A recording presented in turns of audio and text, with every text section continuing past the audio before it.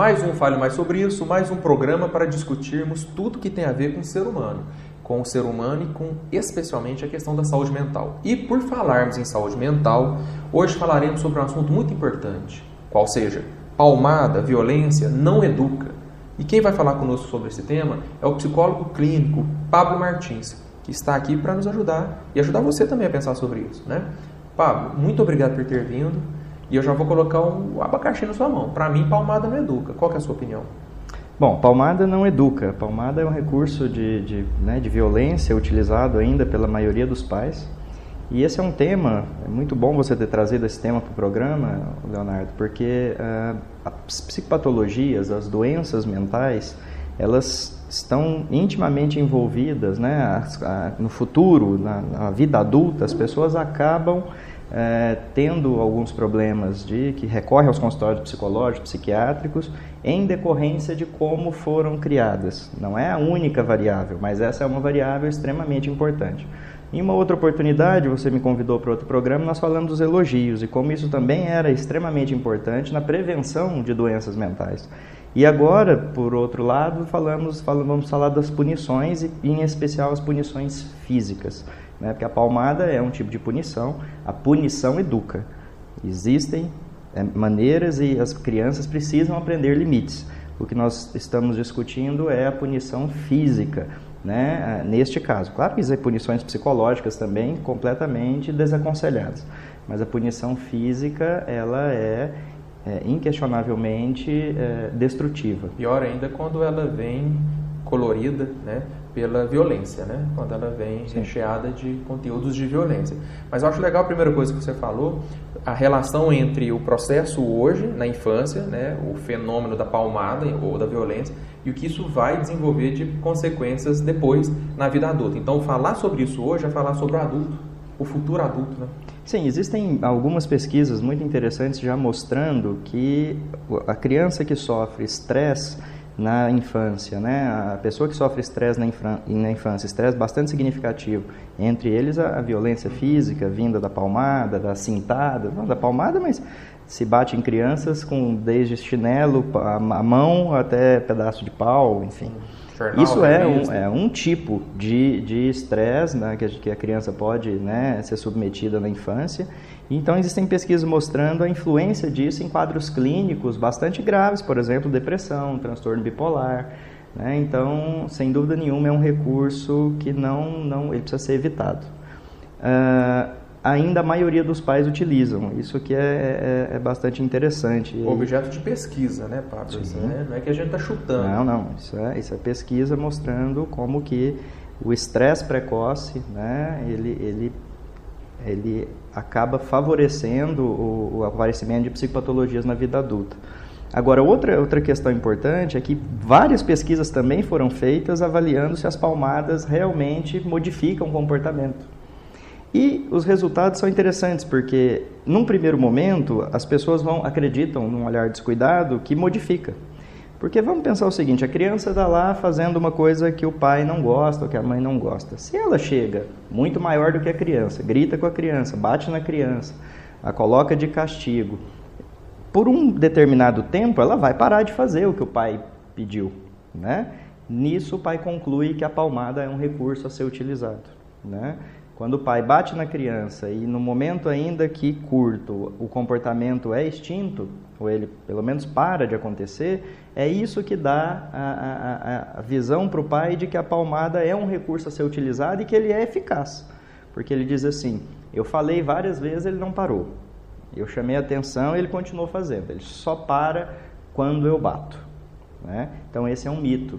Quer dizer, o pai, na verdade, ele ainda não, o pai, a mãe, né, os pais ainda não conseguiram estabelecer uma maneira um pouco mais didática de relacionar com a criança e usam do recurso da palmada, ou do chinelo, enfim, porque é o mais fácil, na verdade. E também isso talvez aconteceu na história de vida deles. Temos uma cultura da punição pela violência muito forte. Mas só um segundo, voltando antes numa questão que eu acho que pode ajudar o telespectador a compreender, por que você coloca como um mito? Porque esse pai que usa da violência, da palmada, né, da chinelada, ou do cascudo, né, como a gente já ouviu dizer, E aí ele vê que a pessoa, a criança, deixou de emitir aquele comportamento, né? Ele viu. E de repente, até por um dia, por 2 dias, por um tempo, a criança pare. Ele vai ter certeza que isso foi eficiente. Se a visão do pai se restringir à emissão do comportamento, num período curto, a palmada funcionou 100%. Porque ela, de fato, pode inibir a presença daquele comportamento. O que nós temos que chamar a atenção é que, uma vez, mesmo que a criança não comporte daquela forma por conta de ter apanhado, né, do pai, ou levado uma cintada, uma chinelada, isso não quer dizer que ele para de fazer esse comportamento porque aprendeu um novo, e aí ele tem um repertório novo para agir, ele não tem, necessariamente. Com certeza ele estabelece medo do pai, medo da mãe, então vai ser uma criança mais ansiosa naquele contexto, porque ao se comportar no ambiente, ele vai ficar sempre temeroso de que ele possa levar um tapa, um puxão de orelha, alguma coisa desse tipo. Então, se a visão ela se restringe à emissão do comportamento, o pai acha que funcionou bem. Mas as consequências que isso está tendo para a criança, tanto do ponto de vista de aprendizagem dos limites, das regras, de aprendizagem de repertório, de agir de uma maneira mais adequada, e as consequências emocionais de ter apanhado, isso o pai não consegue medir. Por isso que a gente está dizendo que palmada não educa. Sim. Ela pode até inibir comportamento, né, colocar em extinção, né, mas processo de educação, né, de aprendizado de novos comportamentos, aí que não acontece. Na verdade, nós podemos dizer que nem para extinguir comportamento ela serve. As pesquisas mostram que o comportamento é suspenso temporariamente. Então a criança para de fazer aquilo no próximo dia, no segundo dia e tal. Mas, por exemplo, quando o pai não estiver em casa, ele pode fazer o mesmo comportamento inadequado. Se o pai bateu porque ele está subindo em cima da mesa, por exemplo, e o pai não quer que ele suba, naquela hora que ele apanhou, ele vai parar de subir. Nada garante que quando o pai estiver no trabalho, ele não vai subir na mesma mesa. E aí a gente consegue entender então, Pablo, por que longe dos olhos do pai, né, ou dos pais, ou de quem educa não, mas de quem usa da violência para inibir comportamento, por que numa madrugada, por que numa excursão, por que fora de casa a pessoa emite os comportamentos inadequados? Porque não houve processo de educação e aprendizado, houve só de medo de agir perante a presença do pai. Mas nós vamos ter que falar nisso no segundo bloco. Eu quero que você volte comentando isso em mais detalhes, tá certo? Okay. Voltamos já falando. Palmada não educa. Nos acompanhe.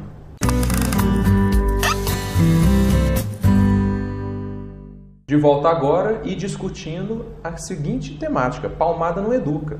Violência não educa, né? O que nós estamos falando, né, Paulo? Sim. E não educa porque você estava dizendo no final do primeiro programa, do primeiro bloco, que ela pode, no máximo, fazer com que a pessoa pare de emitir um comportamento, a criança sossega, mas ela não está aprendendo nada novo. E aí, longe do pai, ela vai fazer escondido. Sim.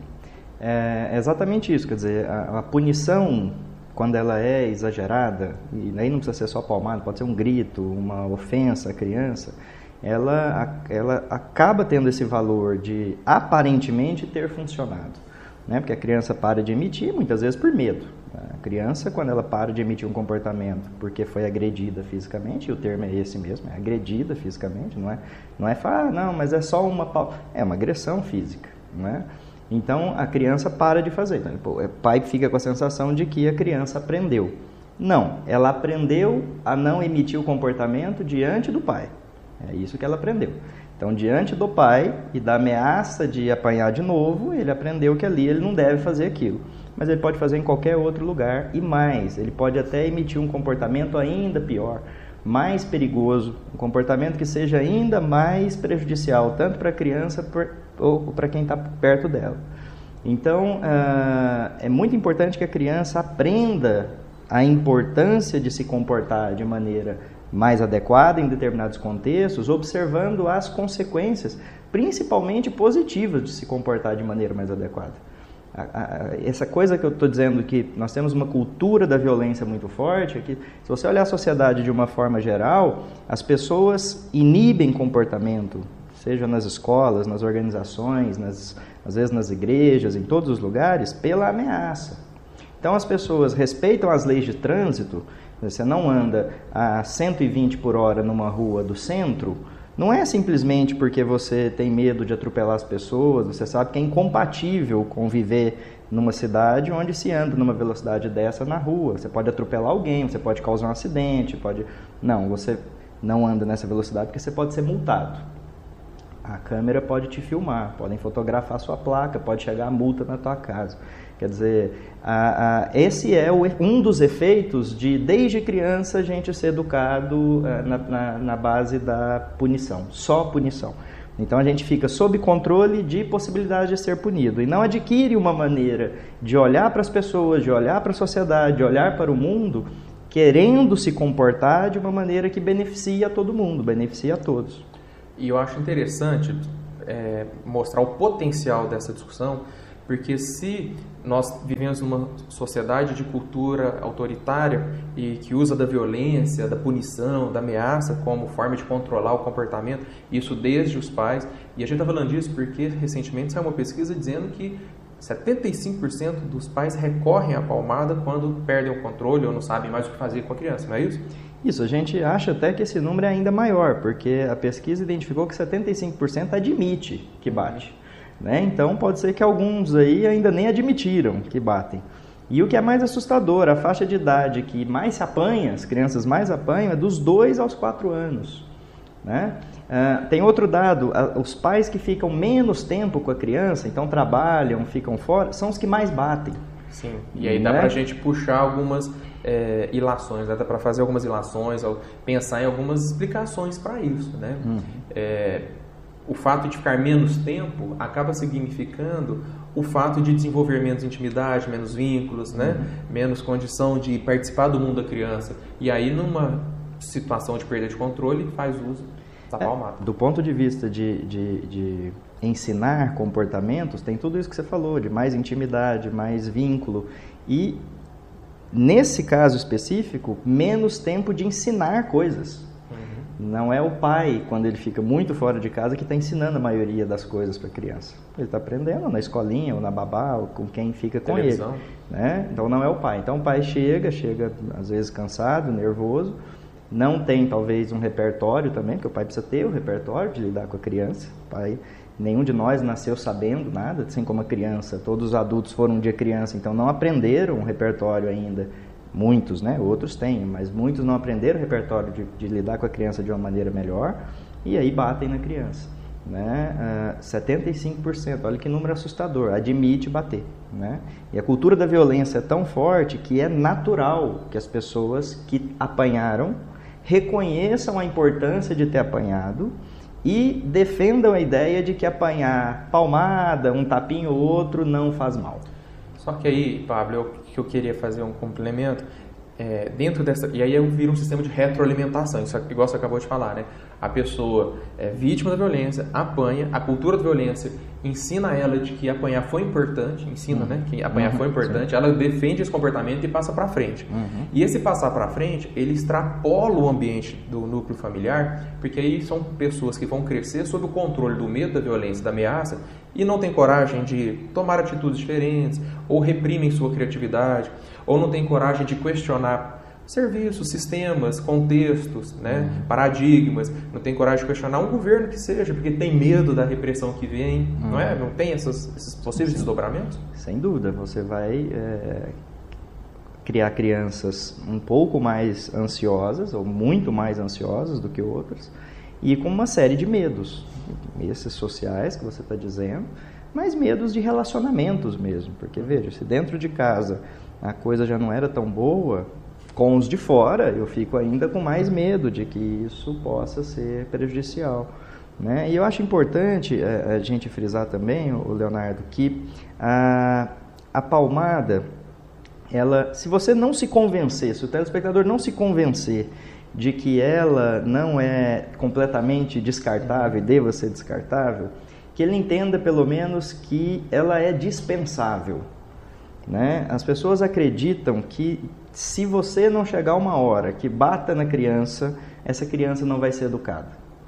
Tem crenças ainda piores, de que crianças que não apanharam não vão ser crianças bem educadas. Então você sabe que o filho do vizinho adolescente começou a mexer com droga, a primeira coisa que se fala é: apanhou pouco, falta de couro, o pai não bateu, a mãe não bateu, há quem diga né? isso. Como se o bater fosse a solução. E aí veja que coisa perigosa do ponto de vista de sociedade. Essa semana nós estamos vendo a discussão sobre a diminuição da maioridade penal. Quer dizer, a sociedade vai decidir se vamos responsabilizar criminalmente adolescentes de 16 anos, né, por crimes, né, sem uma discussão ampla do ponto de vista da causa, da prevenção. Do processo educacional. Né? Sim.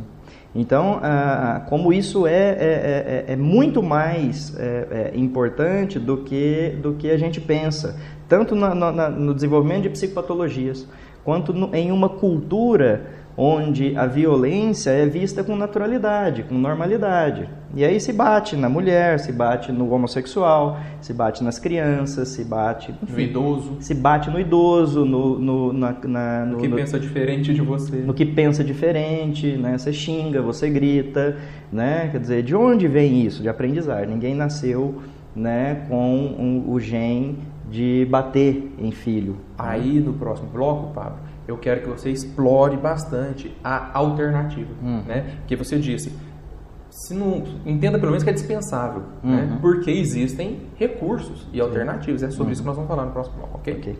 Voltamos já.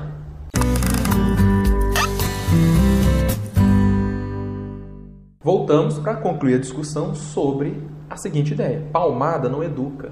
Palmada traumatiza, né, Pablo? Sim. Eu acho importante colocar uma coisa aqui, Leonardo. Nenhum pai, nenhuma mãe, nenhum cuidador de criança recorre ao recurso da palmada sem estar nervoso, bravo, agressivo. A palmada não é um recurso que você diz assim, filho, calmamente, vem aqui um pouquinho, papai precisa conversar com você. Você fez uma coisa inadequada mais cedo, a tua mãe me contou, deita aqui, vira o bumbum para cima que o papai vai te dar 3 palmadas para você aprender. Não é assim. Sempre tem a agressividade, sempre tem o grito, sempre tem muitas vezes até ofensa em relação à autoestima da criança, xinga a criança.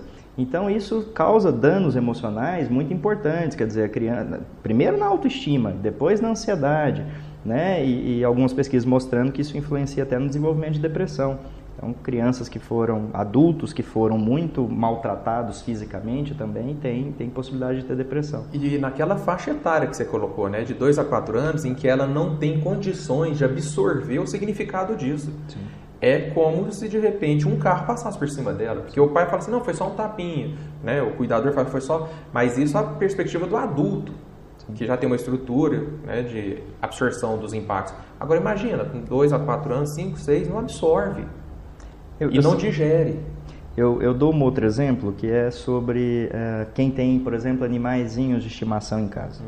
Cachorrinho, gatinho e tal, né? As pessoas gostam muito, são muito amáveis com esses animais. E que provavelmente não acham necessário bater nesses animais para que eles se comportem de uma maneira razoável na casa. Claro, sim, a gente tem que lembrar sempre que cachorro é cachorro, então ele não vai se comportar como uma pessoa.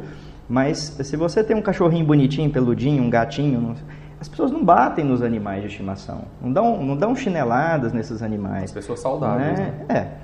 E qual é a necessidade, então, de se dar chineladas, palmadas em uma criança, para que ela, né, que ela sim entende, o cachorro não entende tudo que você diz, né, apesar de muitos donos acharem que entende, não entende, ele entende muita coisa, mas muita coisa ele não entende. A criança, ela entende a maioria das coisas que você diz, né, então...